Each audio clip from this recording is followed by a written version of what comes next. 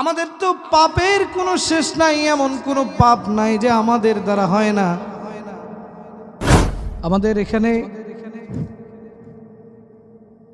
স্টেজে একদিন আগে দেখলাম সোশ্যাল মিডিয়াতে একটা বিষয় ভাইরাল হয়েছিল, যে ছেলে পেলে গানের অনুষ্ঠান দিয়েছে, এক বাউল শিল্পী সেখানে এসে একটা গান গাইছে, বলবো নাকি কি গান। আইসা দেখবেন বাউল শিল্পীটা দেখেন কিভাবে কৌশলে শিরক বেদাত মানুষের অন্তরে ঢুকায়। সেই বাউল শিল্পী এসে বলতেছে, আমার মরণ কালে ঢোল বাঁশি বাজাইও প্রাণের ভাইও, আমার মরণ কালে ঢোল বাঁশি বাজাইও। মরণ কালে ঢোল বাঁশি বাজাইলে হবে? যেখানে আল্লাহ নবীর সহস্র সাহাবীরা কবরের আযাবের ভয়ে কান্না করেছে, কথা বলেন ঠিক কিনা? মানুষ গানে গানে শিরক ঢুকায়, এরকম কিছু দুষ্ট প্রকৃতির বাউল শিল্পী আছে কিনা বলেন? আছে কিনা বলেন? আল্লাহ রাব্বুল আলামিন কুরআনুল কারীমের মধ্যে সূরাতুল ফজরের 29 এবং 30 নম্বর আয়াত আল্লাহ পাক বলেছেন, ফাদখুলি ফি ইবাদি ওয়াদখুলি জান্নাতি।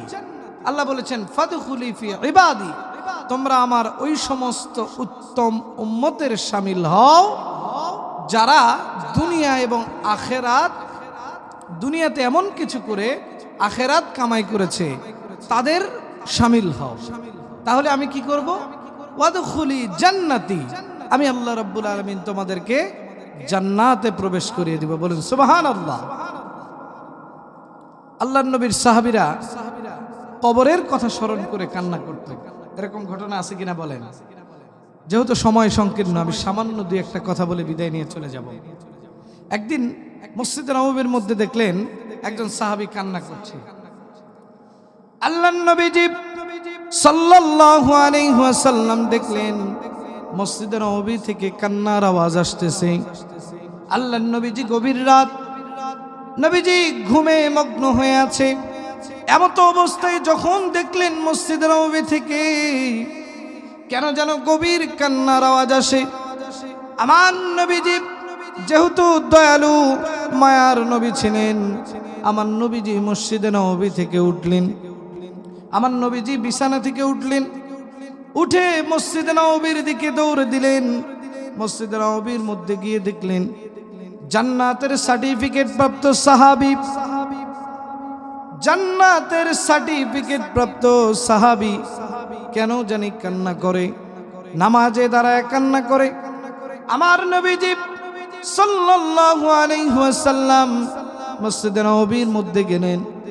আমার নবীজি অপেক্ষা করলেন। নামাজ যখন শেষ হয়ে গেল, হযরত আলী কান্দে।